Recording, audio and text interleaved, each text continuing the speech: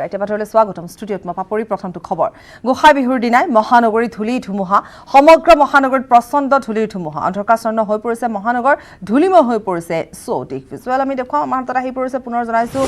ধুমুহা গোসাই বিহুৰ দিনাই মহানগৰীত ধুমুহা আৰু প্ৰচণ্ড ধুমুহা সমগ্ৰ মহানগৰীতে আৰু বিভিন্ন ঠাইত ক্ষয়ক্ষতিৰ খবৰো আহি পৰিছে ইতিমধ্যে ধুমুহাৰ ফলত ঘৰৰ চাল উৰি যোৱাৰ খবৰ আহি পৰিছে টিন উৰি যোৱাৰ খবৰ আহি পৰিছে গছ ভাঙি পৰা খবৰ আহি পৰিছে আৰু অন্ধকাৰছন্ন হৈ পৰিছে মহানগৰ ধূলিময় হৈ পৰিছে চৌদিশ সমান্তৰালভাৱে উলুবাৰীতে এটা ঘটনা সংঘটিত হোৱাৰ খবৰ আহি পৰিছে লিফ্ট উৰি যোৱাৰ খবৰ আহি পৰিছে তেনেধৰণে বিভিন্ন ঠাইৰ পৰা ক্ষয়ক্ষতিৰ যথেষ্ট খবৰ আহি পৰিছে মহানগৰীত ধুমুহা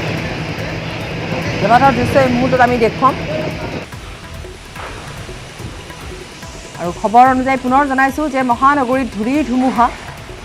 আৰু প্ৰচণ্ড ধুমুহা যাৰ ফলত যথেষ্ট ক্ষয়ক্ষতি হোৱাৰ খবৰ আহি পৰিছে আৰু তাৰ ভিতৰত গছ ভাঙি পৰা সমান্তৰালভাৱে ঘৰৰ মুঠ চুৰি যোৱাৰ খবৰো আহি পৰিছে মহানগৰীত ধুমুহা কিছু সময় পূৰ্বে এই ভয়ংকৰ ধুমুহা আহিছে আৰু ইতিমধ্যে আমি জনাইছোঁ যে ক্ষয়ক্ষতিৰ খবৰো আহি পৰিছে আমাৰ হাতলৈ কেইবাটাও ক্ষয়ক্ষতিৰ খবৰ আহি পৰিছে বিভিন্ন ঠাইৰ পৰা আৰু ঘৰৰ মুঠ চুৰি যোৱাৰ খবৰ আহি পৰিছে বিভিন্ন ঠাইত হাতীগাঁৱত ঘৰৰ মুঠ চুৰি গৈছে টিন উৰি গৈছে ঠিক তেনেধৰণে উলুবাৰীত লিফ্ট চুৰি যোৱাৰ খবৰ আহি পৰিছে অৰ্থাৎ ভাঙি পৰিছে লিফ্ট গতিকে অট্টালিকাৰ লিফ্ট ভাঙি পৰা খবৰ আহি পৰিছে ঠিক তেনেধৰণে কেইবাটাও ক্ষয়ক্ষতিৰ খবৰ আহি পৰিছে আৰু আমি এই মুহূৰ্তত জনাওঁ যে মহানগৰীত ধুমুহা প্ৰচণ্ড ধুমুহাৰ ফলত যথেষ্ট ক্ষয়ক্ষতি হৈছে আৰু যান বাহন যিসমূহ জৰুৰীকালীন যান বাহন চলি আছিল সেয়াও ইতিমধ্যে বন্ধ হৈ পৰা দেখিবলৈ পোৱা গৈছে আৰু যথেষ্ট ক্ষয়ক্ষতিৰ খবৰ ইটোৰ পাছত সিটোকৈ আহিছে কেইবাটাও দৃশ্য আমি এই মুহূৰ্তত দেখুৱাইছোঁ টিভি স্ক্ৰীণত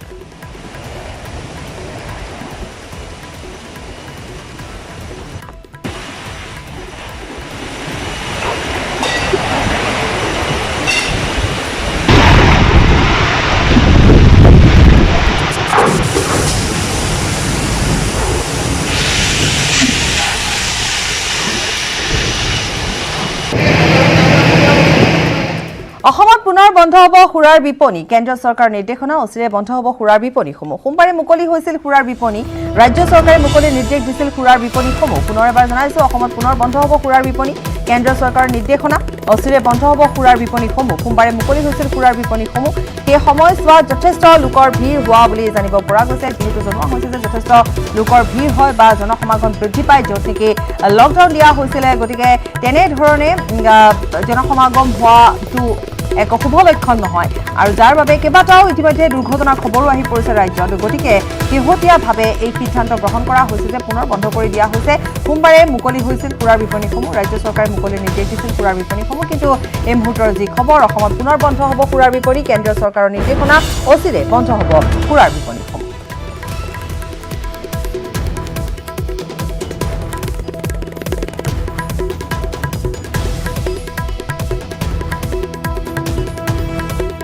আন ব্ৰেকিং নিউজ দ্বিতীয় পৰ্যায়ৰ লকডাউনৰ নিৰ্দেশনা জাৰি শাক পাচলিৰ দোকান খোলা থাকিব গ্ৰামাঞ্চলৰ ৰাস্তা ঘাট নিৰ্মাণৰ কাম আৰম্ভ হ'ব চাহ কাজু ৰবৰৰ বাগানৰ কাম আৰম্ভ হ'ব 50% কৰ্মচাৰীয়ে 33% তৃতীয় আৰু চতুৰ্থ বৰ্গৰ চৰকাৰী উপস্থিতিত কাৰ্যালয়ত মুৰব্বীয়ে নিৰ্ধাৰণ কৰিব কৰ্মচাৰীৰ সূচী আৰু প্ৰয়োজন সাপেক্ষে আহিব লাগিব প্ৰথম আৰু দ্বিতীয় বৰ্গৰ বিষয়া 50% কৰ্মীৰে চাহ ৰবৰ কাজুৰ বাগানৰ কাম আৰম্ভ হ'ব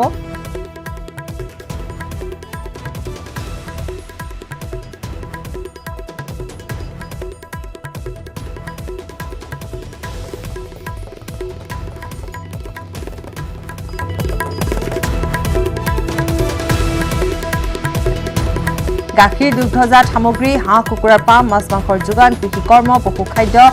গোশালা মাছ কিনা বেচা মাছ কঢ়িওৱা বাহনৰ চলাচল চিকিৎসা সেৱা ৰেচনৰ দোকান শাক পাচলিৰ দোকান ডাকঘৰ মালবাহী বাহন মালবাহী ৰেলৰ চলাচল হাইৱেৰ ধাবা আৰু হাইৱে ট্ৰাকৰ গেৰেজ তেল প্ৰাকৃতিক গেছ বিদ্যুৎ উৎপাদন আৰম্ভ হ'ব বেংক এনৰেগা কাম আৰম্ভ হ'ব জলসিঞ্চন আৰু জল সংৰক্ষণৰ কাম আৰম্ভ হ'ব গতিকে যিসমূহ নীতি নিৰ্দেশনা আছে ইতিমধ্যে আমি জনাইছোৱে কিছু পৰিমাণে শিথিল কৰা হ'ব যদিও বা 20 এপ্ৰিললৈকে কিন্তু প্ৰশাসন কঠোৰ হ'ব আৰু কালি যেহেতু প্ৰধানমন্ত্ৰী নৰেন্দ্ৰ মোদীয়ে ইতিমধ্যে ঘোষণা কৰিছিল দেশক সম্বোধন কৰিছিল যে 20 এপ্ৰিললৈকে লক্ষ্য ৰখা হ'ব ৰাজ্যত যাতে হটস্পটলৈ পৰিণত নহয় যদি হে হটস্পটলৈ পৰিণত হয় তেতিয়াহ'লে কিন্তু কোনো পধ্যে শিথিল কৰা নহ'ব গতিকে 20 এপ্ৰিললৈকে যদিহে কঠোৰ হয় আৰক্ষী প্ৰশাসন বা ৰাইজে যদি লকডাউন যেনেধৰণে নিৰ্ধাৰণ কৰা হৈছে বা যেনেধৰণে পোৱা হৈছে ঠিক তেনেধৰণে সেই নিৰ্দেশনা মানি চলে তেতিয়াহ'লে 20 এপ্ৰিলৰ পাছত যদিহে সেই স্থান হটস্পটলৈ পৰিণত নহয় তেতিয়াহ'লে কিছু শিথিল কৰা হ'ব গতিকে কি শিথিল কৰা হ'ব সেয়া ইতিমধ্যে আমি জনাইছোৱে যে কেনেধৰণে শিথিল কৰা হ'ব আৰু বিশেষভাৱে যিখিনি আৱশ্যকীয় অত্যাৱশ্যকীয় সামগ্ৰী আছে সেই সামগ্ৰীসমূহৰ যোগান ধৰা হ'ব সেয়া ইতিমধ্যে আমি জনাইছোঁ সমান্তৰালভাৱে আমি জনাই গৈছোঁ যে শাক পাচলিৰ দোকান খোলা থাকিব গ্ৰামাঞ্চলত যি ৰাস্তা ঘাট নিৰ্মাণৰ কাম সেয়া আৰম্ভ কৰা হ'ব চাহ কাজু ৰবৰৰ বাগানৰ কাম আৰম্ভ হ'ব 50% কৰ্মচাৰীয়ে 33% তৃতীয় চতুৰ্থ বৰ্গৰ চৰকাৰী উপস্থিতিত কাৰ্যালয় মুৰব্বীয়ে নিৰ্ধাৰণ কৰিব কৰ্মচাৰী সূচী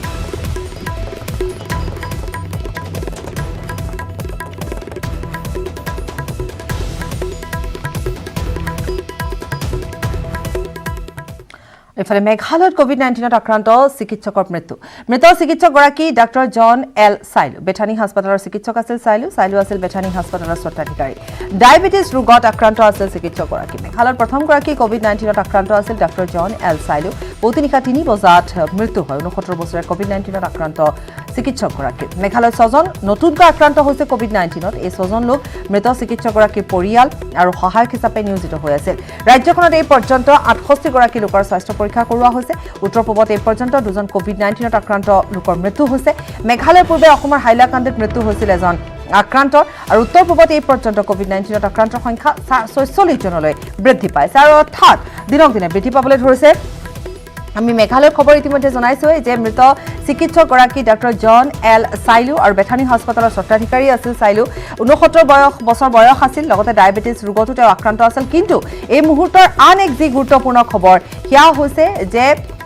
চাইলুৰ বা এই চিকিৎসকগৰাকী যেহেতু বিলাত ফেৰত জয়াকৰ পৰা সংক্ৰমণ হোৱা বুলি জানিব পৰা গৈছে কিন্তু 6 জনকৈ লোক মৃত চিকিৎসকগৰাকী পৰিয়াল আৰু সহায়ক হিচাপে নিয়োজিত হৈ থকা 6 জনকৈ লোকৰ বৰ্তমান কোভিড-19ত আক্ৰান্ত হৈছে বুলি জানিব পৰা গৈছে খবৰ আৰু আছে সময় বিৰতি বিশ্বজুৰি বিয়পি পৰা কৰোনা ভাইৰাছৰ সংক্ৰমণে আমেৰিকাৰ দৰে শক্তিশালী দেশকো সহায় কৰি পেলাইছে আমেৰিকাৰ কৰোনা ভাইৰাছত মৃত্যু হোৱা লোকৰ সংখ্যা দ্ৰুতগতিত বৃদ্ধি পাবলৈ লৈছে এই বিষয়টোক লৈ এতিয়া ক্ষুব্ধ আমেৰিকাৰ ৰাষ্ট্ৰপতি ডোনাল্ড ট্ৰাম্পে বিশ্ব স্বাস্থ্য সংস্থাই চীনৰ পক্ষ লোৱাৰ অভিযোগ তুলি WHO লৈ দিবলগীয়া পুঁজি বন্ধ কৰাৰ ঘোষণা কৰিছে আমেৰিকাই অভিযোগ কৰিছে যে WHO অৰ্থাৎ ফুৱে চীনত বিয়পা কোভিড-19ৰ গুৰুত্ব বিশ্বৰ পৰা লুকুৱাইছে যাৰ ফলত এই মহামাৰী বিশ্বজুৰি বিয়পি পৰিছে আমেৰিকাৰ ৰাষ্ট্ৰপতি ট্ৰাম্পৰ মতে WHOয়ে এই মহামাৰীক লৈ বিশ্ববাসীৰ পৰা কথা লুকুৱাইছে আৰু এই ক্ষেত্ৰত পাৰদৰ্শিতা দেখুৱাব পৰা নাই ট্ৰাম্পে কয় যে ৰাষ্ট্ৰসংঘৰ এই সংস্থাটোৰে সৰ্বাধিক পুঁজি আগবঢ়োৱা আমেৰিকাই এতিয়া ইয়াৰ ওপৰত বিবেচনা কৰিব যে WHOক দিবলগীয়া ধনৰাশি কিদৰে ব্যৱহাৰ কৰিব পাৰি আমেৰিকাই বিগত বৰ্ষত বিশ্ব স্বাস্থ্য সংস্থাক দিছিল $400 million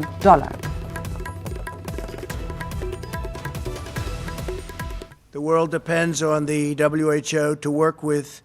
countries to ensure that accurate information about international health threats is shared in a timely manner. And if it's not, to independently tell the world the truth about what is happening. The WHO failed in this basic duty and must be held accountable. It's time after all of these decades. Had the WHO done its job to get medical experts into China to objectively assess the situation on the ground and to call out China's lack of transparency, the outbreak could have been contained at its source with very little death, and certainly very little death by comparison. This would have saved thousands of lives and avoided worldwide economic damage.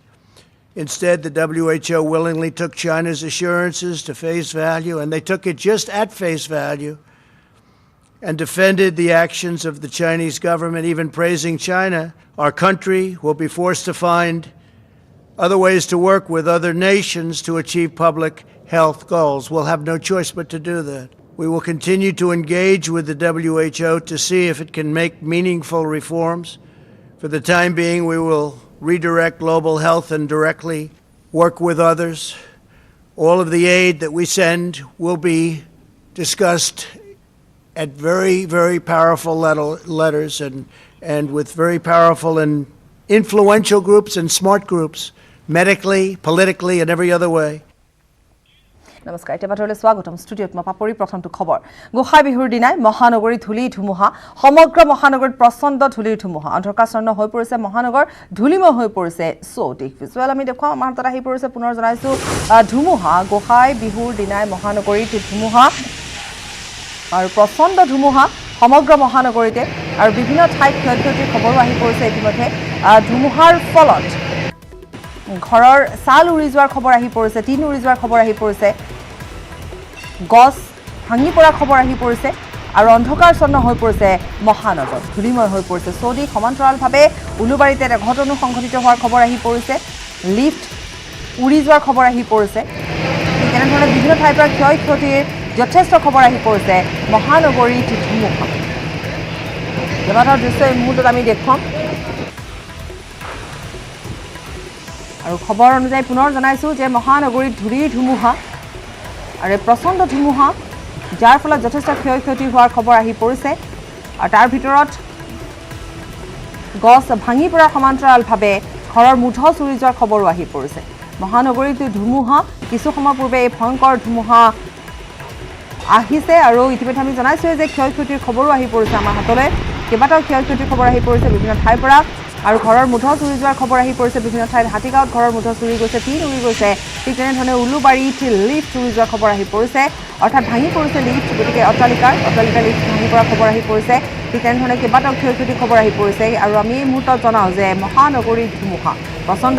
ধুমুহাৰ ফলত যথেষ্ট ক্ষয়ক্ষতি হৈছে আৰু যান বাহন যিসমূহ জৰুৰীকালীন যান বাহন চলি আছিল সেয়াও ইতিমধ্যে বন্ধ হৈ পৰা দেখিবলৈ পোৱা গৈছে আৰু যথেষ্ট ক্ষয়ক্ষতিৰ খবৰ ইটোৰ পাছত সিটোকৈ আহিছে কেইবাটাও দৃশ্য আমি এই মুহূৰ্তত দেখুৱাইছোঁ টিভি স্ক্ৰীণত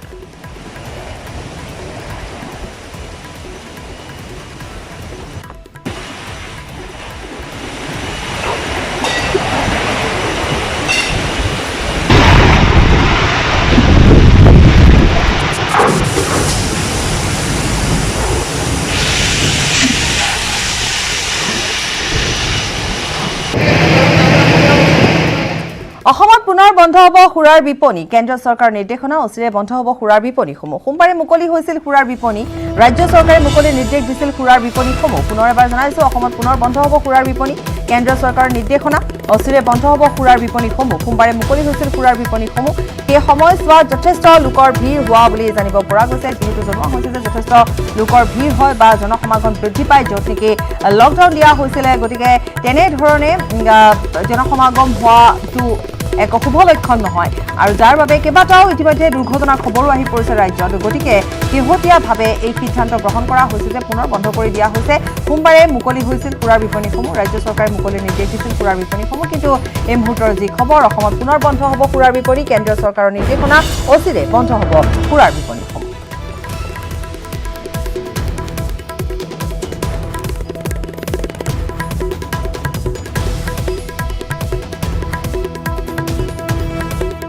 আন ব্ৰেকিং নিউজ দ্বিতীয় পৰ্যায়ৰ লকডাউনৰ নিৰ্দেশনা জাৰি শাক পাচলিৰ দোকান খোলা থাকিব গ্ৰামাঞ্চলৰ ৰাস্তা ঘাট নিৰ্মাণৰ কাম আৰম্ভ হ'ব চাহ কাজু ৰবৰৰ বাগানৰ কাম আৰম্ভ হ'ব 50% কৰ্মচাৰীয়ে 33% তৃতীয় আৰু চতুৰ্থ বৰ্গৰ চৰকাৰী উপস্থিতিত কাৰ্যালয়ত মুৰব্বীয়ে নিৰ্ধাৰণ কৰিব কৰ্মচাৰীৰ সূচী আৰু প্ৰয়োজন সাপেক্ষে আহিব লাগিব প্ৰথম আৰু দ্বিতীয় বৰ্গৰ বিষয়া 50% কৰ্মীৰে চাহ ৰবৰ কাজুৰ বাগানৰ কাম আৰম্ভ হ'ব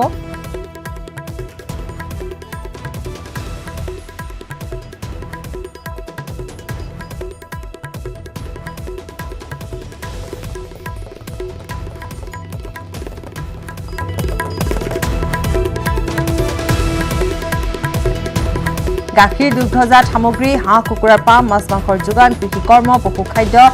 গোশালা মাছ কিনা বেচা মাছ কঢ়িওৱা বাহনৰ চলাচল চিকিৎসা সেৱা ৰেচনৰ দোকান শাক পাচলিৰ দোকান ডাকঘৰ মালবাহী বাহন মালবাহী ৰেলৰ চলাচল হাইৱে ধাবা আৰু হাইৱে ট্ৰাকৰ গেৰেজ তেল প্ৰাকৃতিক গেছ বিদ্যুৎ উৎপাদন আৰম্ভ হ'ব বেংক এনৰেগা কাম আৰম্ভ হ'ব জলসিঞ্চন আৰু জল সংৰক্ষণৰ কাম আৰম্ভ হ'ব গতিকে যিসমূহ নীতি নিৰ্দেশনা আছে ইতিমধ্যে আমি জনাইছোৱেই কিছু পৰিমাণে শিথিল কৰা হ'ব যদিও বা 20 এপ্ৰিললৈকে কিন্তু প্ৰশাসন কঠোৰ হ'ব আৰু কালি যেহেতু প্ৰধানমন্ত্ৰী নৰেন্দ্ৰ মোদীয়ে ইতিমধ্যে ঘোষণা কৰিছিল দেশক সম্বোধন কৰিছিল যে 20 এপ্ৰিললৈকে লক্ষ্য ৰখা হ'ব ৰাজ্যত যাতে হটস্পটলৈ পৰিণত নহয় যদিহে হটস্পটলৈ পৰিণত হয় তেতিয়াহ'লে কিন্তু কোনো পধ্যে শিথিল কৰা নহ'ব গতিকে 20 এপ্ৰিললৈকে যদিহে কঠোৰ হয় আৰক্ষী প্ৰশাসন বা ৰাইজে যদি লকডাউন যেনেধৰণে নিৰ্ধাৰণ কৰা হৈছে বা যেনেধৰণে পোৱা হৈছে ঠিক তেনেধৰণে সেই নিৰ্দেশনা মানি চলে তেতিয়াহ'লে 20 এপ্ৰিলৰ পাছত যদিহে সেই স্থান হটস্পটলৈ পৰিণত নহয় তেতিয়াহ'লে কিছু শিথিল কৰা হ'ব গতিকে কি শিথিল কৰা হ'ব সেয়া ইতিমধ্যে আমি জনাইছোৱে যে কেনেধৰণে শিথিল কৰা হ'ব আৰু বিশেষভাৱে যিখিনি আৱশ্যকীয় অত্যাৱশ্যকীয় সামগ্ৰী আছে সেই সামগ্ৰীসমূহৰ যোগান ধৰা হ'ব সেয়া ইতিমধ্যে আমি জনাইছোঁ সমান্তৰালভাৱে আমি জনাই গৈছোঁ যে শাক-পাচলিৰ দোকান খোলা থাকিব গ্ৰামাঞ্চলত যি ৰাস্তা ঘাট নিৰ্মাণৰ কাম সেয়া আৰম্ভ কৰা হ'ব চাহ কাজু ৰবৰৰ বাগানৰ কাম আৰম্ভ হ'ব 50% কৰ্মচাৰীয়ে 33% তৃতীয় চতুৰ্থ বৰ্গৰ চৰকাৰী উপস্থিতিত কাৰ্যালয় মুৰব্বীয়ে নিৰ্ধাৰণ কৰিব কৰ্মচাৰী সূচী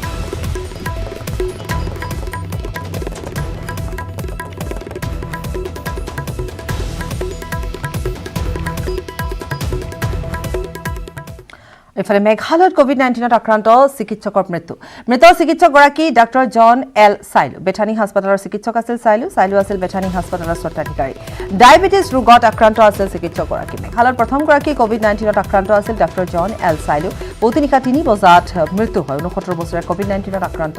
চিকিৎসকগৰাকী মেঘালয়ত 6 জন নতুনকৈ আক্ৰান্ত হৈছে কোভিড-19ত এই 6 জন লোক মৃত চিকিৎসকগৰাকীৰ পৰিয়াল আৰু সহায়ক হিচাপে নিয়োজিত হৈ আছিল ৰাজ্যখনত এই পৰ্যন্ত 68 গৰাকী লোকৰ স্বাস্থ্য পৰীক্ষা কৰোৱা হৈছে উত্তৰ পূবত এই পৰ্যন্ত 2 জন কোভিড-19ত আক্ৰান্ত লোকৰ মৃত্যু হৈছে মেঘালয়ৰ পূৰ্বে অসমৰ হাইলাকান্দিত মৃত্যু হৈছিল এজন আক্ৰান্ত আৰু উত্তৰ পূবত এই পৰ্যন্ত কোভিড-19ত আক্ৰান্তৰ সংখ্যা 46 জনলৈ বৃদ্ধি পাইছে আৰু অৰ্থাৎ দিনক দিনে বৃদ্ধি পাবলৈ ধৰিছে আমি মেঘালয়ৰ খবৰ ইতিমধ্যে জনাইছোৱে যে মৃত চিকিৎসকগৰাকী ডাক্তৰ জন এল চাইলু আৰু বেথানী হাস্পতালৰ স্বত্বাধিকাৰী আছিল চাইলু 69 বছৰ বয়স আছিল লগতে ডায়েবেটিছ ৰোগতো তেওঁ আক্ৰান্ত আছিল কিন্তু এই মুহূৰ্তৰ আন এক যি গুৰুত্বপূৰ্ণ খবৰ সেয়া হৈছে যে চাইলুৰ বা এই চিকিৎসকগৰাকী যেহেতু বিলাত ফেৰত জয়াকৰ পৰা সংক্ৰমণ হোৱা বুলি জানিব পৰা গৈছে কিন্তু 6 জনকৈ লোক মৃত চিকিৎসকগৰাকী পৰিয়াল আৰু সহায়ক হিচাপে নিয়োজিত হৈ থকা 6 জনকৈ লোকৰ বৰ্তমান কোভিড-19ত আক্ৰান্ত হৈছে বুলি জানিব পৰা গৈছে খবৰ আৰু আছে সময় বিৰতি